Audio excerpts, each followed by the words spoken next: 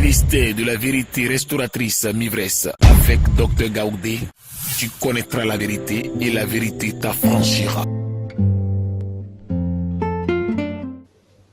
Amen. Je vous salue dans le nom de Jésus de Nazareth. Amen. Que le nom de Dieu soit béni ce matin encore. Amen. Que Dieu te bénisse, c'est toi qui suis ce message ce matin. J'ai une commission encore ce matin pour toi. Une commission de la part de l'Éternel. Un conseil, un enseignement de la part de l'Éternel des armées. Et cette parole ce matin pour la commission est tirée du livre de Romains. Romains 14, versets 16 à 21. Romains chapitre 14, versets 16 à 21. Que nous dit cette parole de l'Éternel?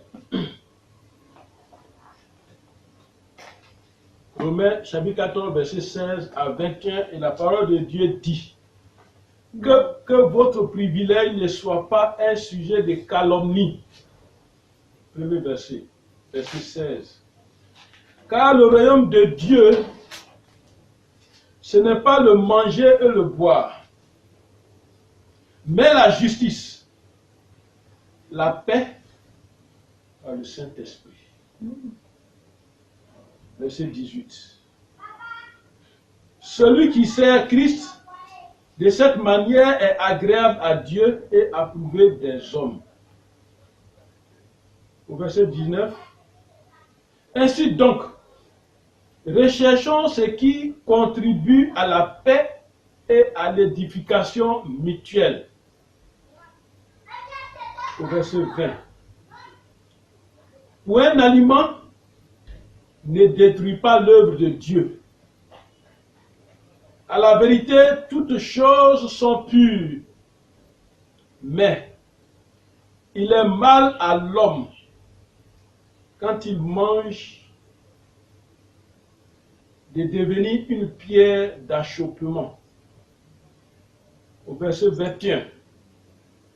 Il est bien de ne pas manger de viande, de ne pas boire de vin, et de s'abstenir de ce qui peut être pour ton frère une occasion de chute, de scandale ou de faiblesse.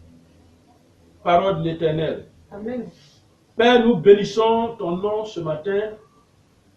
Viens prendre le contrôle et enseigne tes enfants de toute la terre. Viens toi-même parler à ma place, Papa. Et bénis ce message pour ta gloire, au nom de Jésus. Amen. Alors voici ce matin le texte que le Seigneur choisit, toi mon frère, ma soeur qui écoute et qui suit ces vidéos.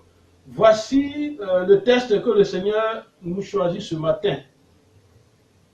C'est un message d'évangélisation de Paul aux Romains. C'est une petite partie de ce message-là aux Romains que l'Éternel choisit ce matin, aujourd'hui, pour te donner. Il dit quoi? Il ne faut pas qu'on nous calomnie à cause du privilège que nous avons. Nous avons un privilège auprès de Dieu. Mais à cause de ce privilège-là, il ne faudrait pas qu'on nous calomnie. Parce que le royaume de Dieu, ce n'est pas le manger, le boire, mais c'est la justice, la joie, la paix. Celui qui sert Christ de cette manière, donc comme dit le texte, celui qui sert Christ de cette manière est agréable à Dieu et il est approuvé des hommes. C'est ce que nous devons rechercher.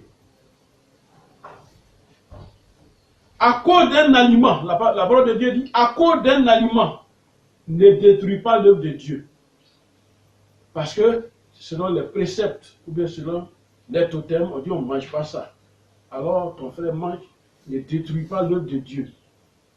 Au verset 21, il est écrit que c'est bien de ne pas manger de la viande et de ne pas boire le vin.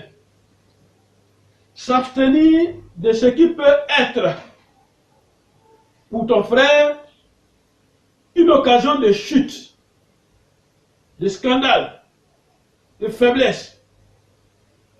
C'est une occasion de chute. Et il parle d'une occasion de faiblesse.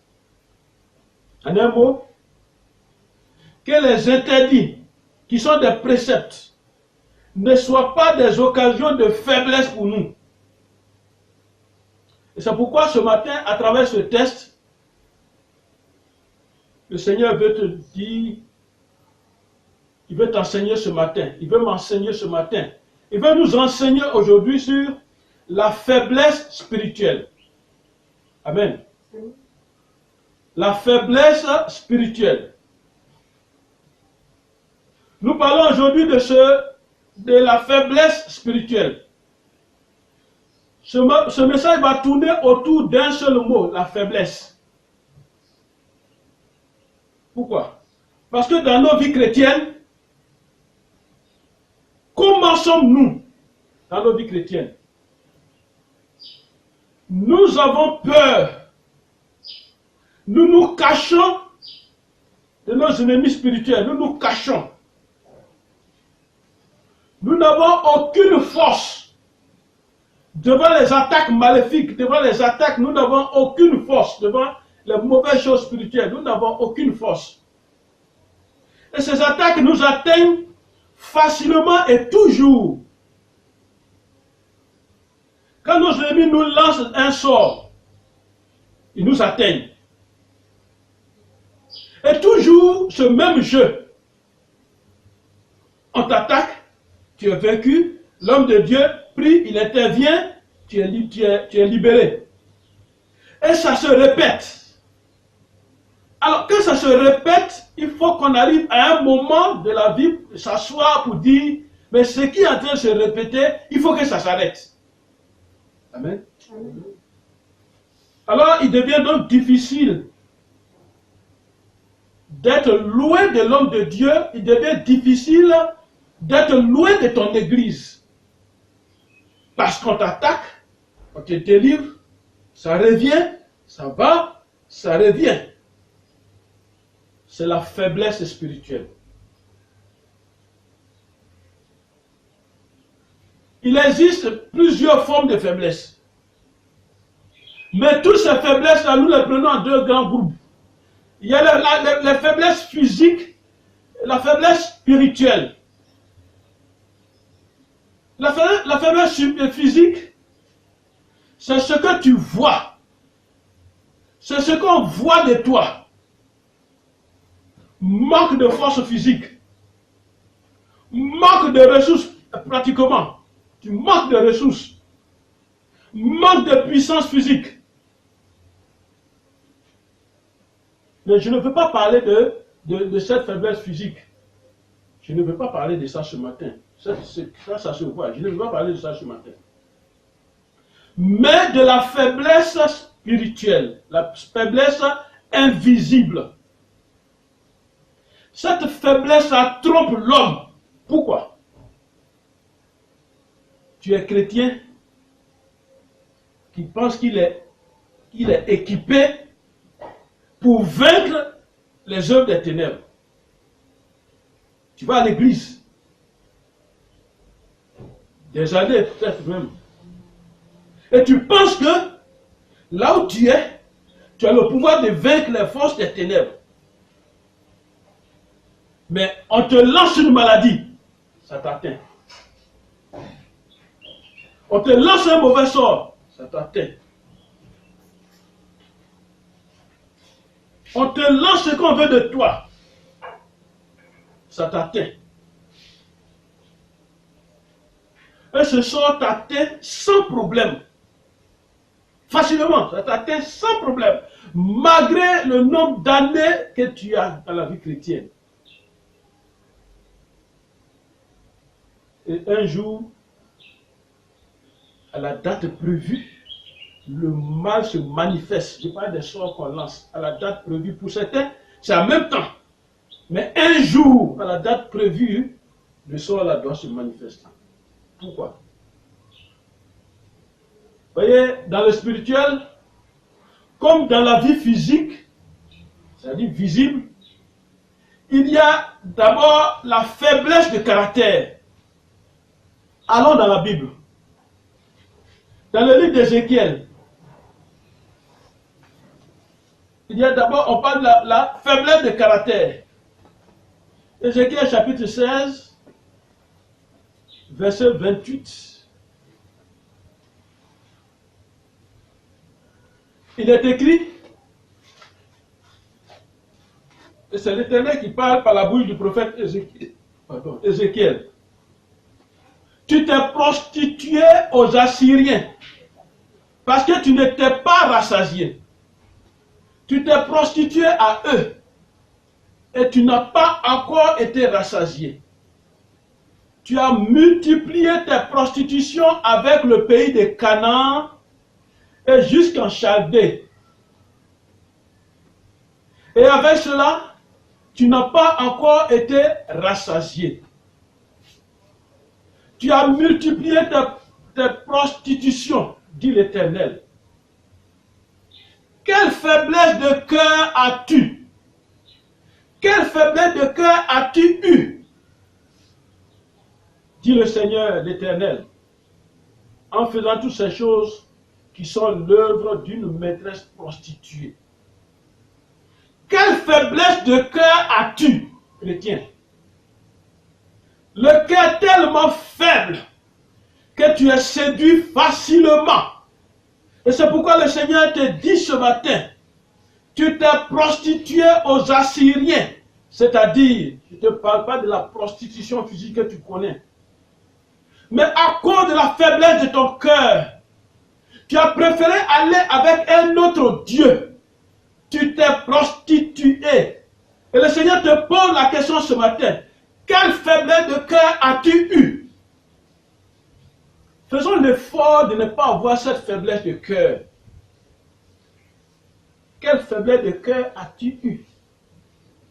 Nous avons tous cette faiblesse. La faiblesse de caractère peut nous pousser à accepter des mauvaises choses dans nos vies. Ça, c'est la faiblesse de caractère. Il y a des personnes, des gens, quand on leur dit quelque chose, c'est en même temps parole d'évangile. C'est la faiblesse de caractère. Amen. Que nous dit Romains 6, verset 19? Allons dans la Bible. Romains chapitre 6, verset 19, la parole de Dieu dit. Romains chapitre 6, verset 19. Je parle à la manière des hommes à cause de la faiblesse de votre chair. Je parle à la manière des hommes à cause de la faiblesse de votre chair. La chair est faible. Mais c'est nous qui devons combattre, c'est nous qui devons faire des efforts. C'est pourquoi le Seigneur te parle ce matin. Il dit, je parle à la manière des hommes. Il prend la manière des hommes. À cause de la faiblesse de votre chair. De même, que vous livrez vos membres comme esclaves à l'impureté, ainsi maintenant livrez vos membres et à l'iniquité, pour arriver à l'iniquité. Il dit ainsi de même. Donc, que vous avez livré vos membres comme esclaves. Tu livres ton corps comme esclave. Tu vas me demander, mais comment je peux livrer mon corps comme esclave? Le péché. Ce qui n'est pas bien devant Dieu, ton corps aime ça. Et les parties de ton corps aiment ça. Tu deviens esclave de l'impureté, de l'iniquité. Comment? Pour arriver à l'iniquité. Ainsi maintenant. Livrez vos membres comme esclaves à la justice. Pour arriver à la sainteté. Pour arriver à la sainteté, nous devons changer de comportement. Nous devons changer de caractère. C'est pourquoi nous parlons de la faiblesse de caractère qu'il faut corriger. Amen. Il y a, après la faiblesse de caractère, il y a la faiblesse de l'âme. Comme vous le savez, dans l'âme, il y a des éléments qui intéressent nos ennemis, qui intéressent le monde qui est opposé au monde spirituel de Dieu. Il y a la volonté, il y a les émotions, il y a les sentiments. Et le monde des ténèbres agit sur ces 3 points dans notre existence. Pour influencer nos âmes, pour influencer ton âme. Alors l'âme est saisie. Amen. Alors l'âme est saisie. Ta volonté est à leur disposition en ce moment. Comment? On peut te faire accepter ce qui n'est pas vrai. Et tu apprends ça pour vérité. Et ta volonté va accepter cela. Et ta volonté est à leur disposition. Amen. Amen. Tes sentiments sont à leur disposition. C'est pourquoi nous avons parlé de la peur. On rentre, cette partie de l'âme qui gère les sentiments, on rentre dedans pour agir sur tes sentiments. Et tes sentiments aussi sont à leur disposition. Et on a parlé des émotions. Les émotions sont aussi à leur disposition.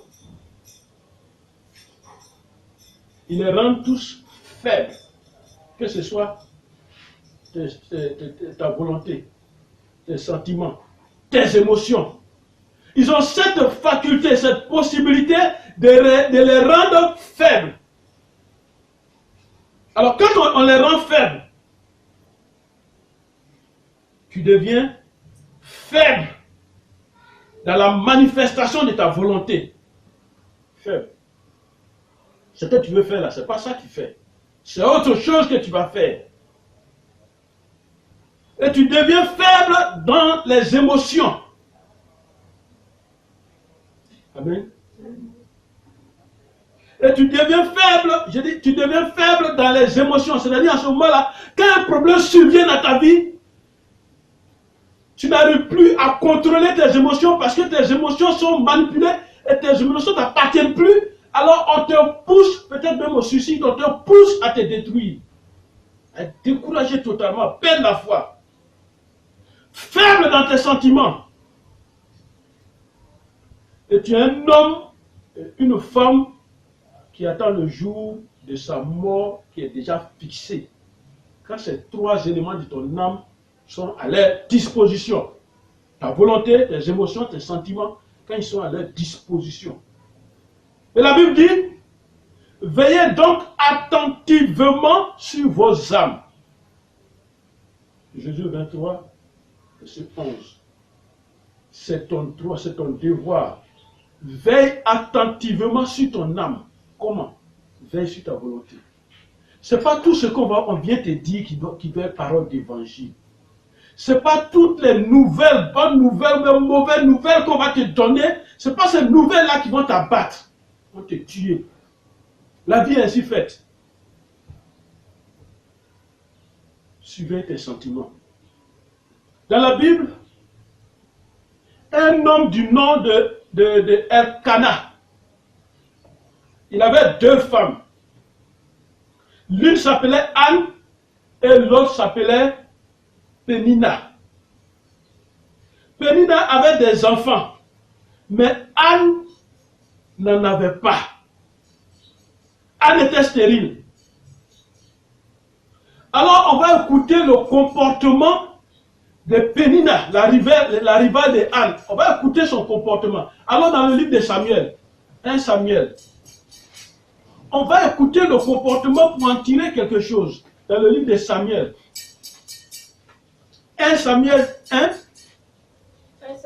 1 verset 6-7. On va écouter le comportement que cette rivale-là a en face de Anne. Parce que Anne était stérile. Et les 2 étaient les femmes d'un monsieur qui s'appelle Elkana. Pénina était bénie avec des enfants. Ça arriva à lui prodiguer. Ça arriva à lui prodiguer des mortifications. Amen. Amen. Ça arriva à lui prodiguer des mortifications. Ça veut dire quoi? Ça arriva à se moquer d'elle. Ça arriva à lui dire, votre cimetière. Ça arriva quand elle prend un habit de son enfant, elle va laver, elle est en train de parler en parabole. Quand on a des enfants, on lave les habits de ses enfants. Ça arrive à se moquer d'elle tous les jours. Même quand son enfant a tué un animal, est parti à la chasse, il envoie un animal, elle envoie l'animal au lieu de faire la cuisine calmement. Elle va dire, il est bon d'avoir un enfant, l'enfant envoie toujours quelque chose à sa maman ou à son papa. Donc, elle l'a mortifié. Amen. Elle protégait des mortifications contre elle. Pour la porter acidité de ce que l'Éternel avait rendu stérile. Voilà, donc ça veut dire quoi? Elle voulait la pousser, elle la pousse à l'extrême. C'est pourquoi je te parle de sentiment, émotion, volonté. Amen. Amen. Amen. Donc pour la pousser à s'irriter, voilà, pour la pousser à se fâcher contre Dieu. Alors quand tu es fâché contre Dieu, qu'est-ce que tu fais? Tu vas dire, oh, votre affaire d'église, moi c'est même pas la peine, je ne vais même plus. C'est quel Dieu ça? Dieu qui... Non, Dieu là, c'est même plus mon affaire. Ne m'emmerdez pas avec votre affaire de pasteur, de Dieu, de quoi. Parce que là, elle a réussi à rentrer dans sa volonté. Elle a réussi à rentrer dans ses émotions. Elle a réussi à rentrer dans ses sentiments pour les mélanger. Verset 6. Et toutes les années, voilà, il en était ainsi. Et toutes les années, il en était ainsi. C'est-à-dire, il y a eu des années passées. Un est stérile, l'autre faisait des enfants. Et toutes les années, c'était la même chose dans leur maison. Chaque fois qu'Anne montait à la maison de l'Éternel. À chaque fois qu'Anne montait à la maison de l'Éternel, Pénina la mortifiait de la même manière. Alors elle s'en va, quand elle la voit partir à l'église, elle se moque d'elle, elle l'insulte. Église. Moi je ne vais pas à l'église, je fais en forme. Église. Vous allez à l'église, tous les jours vous allez à l'église. Donc, elle parlait, elle se moquait d'elle de cette manière. Alors elle pleurait et ne mangeait point. Elle pleurait donc et elle ne mangeait point. Elle pleurait. Vous voyez, là où Anne est arrivée, qui a envoyé Anne là à pleurer? C'est sa rivale qui lui produisait des mortifications tous les jours. Et il y a des choses comme ça qui vont se passer dans ta vie. Pour jouer sur tes émotions, pour jouer sur ta volonté, pour jouer sur tes sentiments. Et l'ennemi est très fort dans ça. Et tu vas te décourager, tu vas baisser les bras, tu vas abandonner Dieu. Tu vas laisser Dieu. Ça va arriver. Amen. Qu'est-ce que Pénina, la rivale de Anne, faisait? Elle la manipulait. Amen. C'est ça qu'on appelle une manipulation spirituelle. Elle la manipulait spirituellement. Elle la manipulait mentalement. Qu'est-ce qu'elle manipulait? Sa volonté, ses émotions, ses sentiments. Anne pleurait et ne mangeait pas. Alors, puisque ce sont les trois qui sont mariés, on va écouter maintenant le mari. Leur mari. Elkana, son mari, lui disait. Au verset 8. Elkana, son mari, lui disait. Anne, pourquoi pleures-tu? Et ne mange pas. Voilà, parce que son mari, lui, c'est vrai, il voulait enfant avec Anne, mais elle est stérile. Mais il a accepté, il la mettait à l'aise, il faisait tout ce qu'il faut faire. C'est pourquoi il lui demande, mais pourquoi pleures-tu? Pourquoi tu ne manges pas? Pourquoi ton cœur est-il attristé? Est-ce que je ne vaux pas pour toi mieux que 10 fils? Voilà. Est-ce que moi, ton mari, je ne vaux pas mieux que 10 fils? Donc ça veut dire que le monsieur, il aimait bien sa femme. Lui, il ne se moquait pas d'elle, il ne la menaçait pas parce qu'elle n'a pas d'enfant. Non. Comme Anne, toi qui m'écoutes aujourd'hui, comme Anne, refuse dans tes prières. Refuse les manipulations de ta volonté. Refuse les manipulations de tes émotions. Refuse les manipulations de tes sentiments. Parce que ça affaiblit l'homme spirituellement. Cette manipulation mentale spirituelle, ça affaiblit l'homme spirituellement. En tant qu'homme de Dieu, quel que soit le problème, tu ne dois pas jouer avec les émotions des gens. Même si il y a une révélation qui te dit que dans 10 jours, celui qui est devant toi doit mourir, tu n'as pas besoin de lui dire, toi, dans 10 jours, tu vas mourir. Mais s'il ne supporte pas et qu'il fait une crise cardiaque qui tombe là, à toi de gérer ça. À toi de gérer ça. Amen. Amen. Quand on te montre un sorcier qui a tué une personnalité importante, tu es déjà vaincu, tu es déjà abattu. Mais cette personnalité-là, ce n'est pas toi. Toi, tu es un cas. Ce n'est pas toi. C'est une manipulation. C'est une faiblesse spirituelle qu'on t'envoie. Il ne faut pas accepter ça. Ce n'est pas parce que dans ton village, dans ta famille, dans ton canton, dans ta région, on tue les gens de ta ligne, de ton rang social, que tu vas être abattu.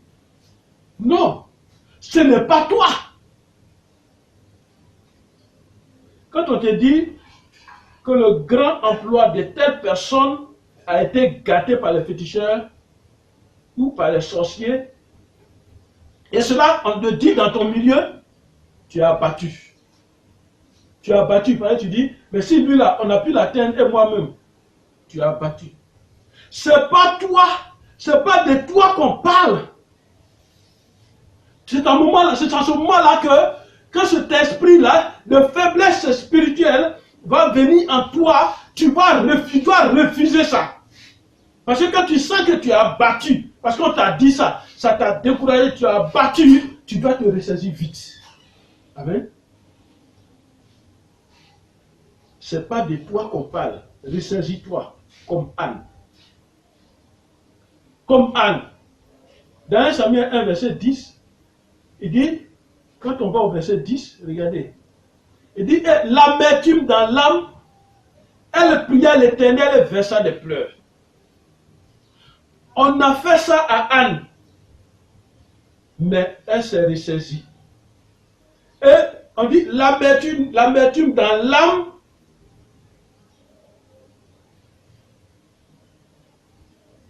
Anne a prié. Amen. Alors que nous dit la suite, au verset 11, il dit, Anne, on parle de Anne, Anne fit un vœu en disant, Éternel des armées, si tu daignes regarder l'affliction de ta servante, si tu te souviens de moi et n'oublie point ta servante, et si tu donnes à ta servante un enfant mâle, je le consacrerai à l'Éternel pour tous les jours de sa vie, et le rasoir ne passera point sur sa tête. Amen. Amen. Comme elle restait longtemps en prière devant l'Éternel, Élie observa sa bouche. Anne était devant Dieu et elle a fait un vœu. Elle a prié. Elle n'a plus tenu compte de ce que sa rivale lui disait, des moqueries de sa rivale. Elle n'a plus tenu compte de ça. Elle n'a plus regardé ça. Elle ne s'est plus tournée vers ça. Elle n'a plus pensé à ça. Mais elle a pensé à quelqu'un, l'Éternel, qui a la solution de tout problème. Amen.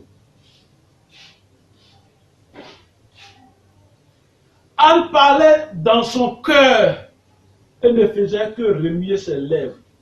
Mais on n'entendait pas sa voix. Élie pensait qu'elle était ivre. Amen. Amen. Élie pensait que Anne était ivre. Élie pensait que Anne était ivre. Amen. Mon frère, ma soeur, dans tes prières, délivre ta volonté. Dans tes prières, délivre tes émotions. Dans tes prières, délivre tes sentiments des mains des ennemis. C'est 3 éléments.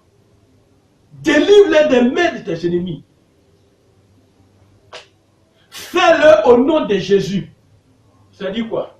Au nom de Jésus, je délivre, j'ordonne à mes émotions, à ma volonté, à mes sentiments, de sortir des mains de mes ennemis au nom de Jésus. Alors tu n'auras pas d'amertume dans l'âme comme Anne. Sinon, à ce niveau-là, on t'a déjà saisi. Écoute-moi bien, à ce niveau, on t'a déjà saisi. Souviens-toi, quand les Égyptiens sont partis saisir Jésus, ils ont échoué. Et ils ont dit à ceux qui les ont envoyés, ils ont dit, jamais on n'a trouvé un homme qui parle comme cet homme. Amen. Parce qu'ils étaient partis, pour saisir Jésus, ils étaient partis jouer avec ça encore. Mais Jésus, quand Jésus a parlé, la parole qui est sortie de la bouche de Jésus, qu'ils ont entendue, elle était tellement forte qu'ils ne pouvaient plus aller mettre la main sur lui. Jean 7, verset 43-46. Allons-y dans la Bible. Jean 7, verset 43-46. Et la parole de Dieu dit. Il eut donc à cause de lui, division parmi la foule. Division parmi la foule. Quelques-uns d'entre eux voulaient le saisir, mais personne ne mit la main sur lui. Voyez, quand tu arrives à ce stade de prière là, malgré tous ceux qui vont venir, on ne peut pas mettre la main sur toi. On ne peut pas t'attraper, on ne peut pas te saisir, on ne peut pas saisir ton âme. Prions pour nos âmes. Quand tu dis de prier pour ton âme, retiens ces 3 éléments-là. Alors, ainsi, les Égyptiens retournaient vers les principaux sacrificateurs, les pharisiens, et ceux-ci leur dit, pourquoi ne l'avez-vous pas amené? Et là, c'est la question qu'on va. Pourquoi? On va échouer, ils vont échouer. Pourquoi ne l'avez-vous pas amené? Les Égyptiens répondirent, jamais homme n'a parlé comme cet homme. Et les pharisiens répliquèrent, est-ce que vous aussi, vous avez été séduits? Amen. On va venir prendre ton âme dans toi-même, ta maison. Quelle est la parole que tu as? Quelle est la connaissance que tu as pour déjouer ça? Rien. Aucun verset biblique dans ta tête. C'est dans ce moment-là que tu vas appeler un pasteur. Tu vas prendre le téléphone, pasteur, qu'est-ce que j'ai fait? Non! Tu as fait 5 ans, 10 ans dans l'église, tu n'es plus au stade de qu'est-ce que j'ai fait?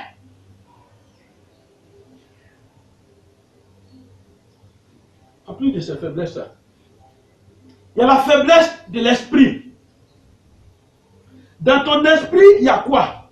Il y a la conscience, il y a l'intuition, il y a la communion. Vous voyez, chaque partie du corps de l'homme a des éléments. Et je répète, dans ton esprit, il y a la conscience. Dans ton esprit, il y a l'intuition. Dans ton esprit, il y a la communion. Amen. Alors, voyons ces 3 composantes, voyons ces trois mots spirituellement, voyons ces 3 mots. La conscience. C'est à ce niveau-là qu'il y a qu'on trouve le discernement du bien et du mal.